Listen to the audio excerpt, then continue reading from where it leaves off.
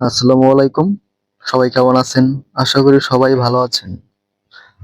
আজকে আমরা প্রবাসীরা সকলেই রুম পার্টনার একসাথে মিলে একটা পার্টির আয়োজন করেছি, ইফতার পার্টি। এখানে আমরা বিরিয়ানি রান্না করার চেষ্টা করতেছি। যদিও আমরা ভালো রান্না করতে পারি না, তবুও ট্রাই করতেছি। আমরা এখানে ৬ কেজি চাউল দিয়েছি এবং ৭ কেজি গোস্ত দিয়েছি। এটা দিয়ে দিলাম ঘি,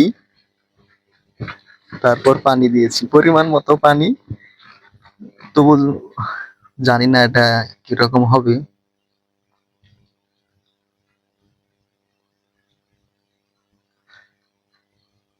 আমরা সকল প্রবাসীরা মিলে রান্না করতেছি, আয়োজন করতেছি, সকল ভাই বেরাদার একসাথে খাওয়াটাই অনেক মজা। আসলে ভালো মন্দ এটা যেভাবেই হোক সব চলবে।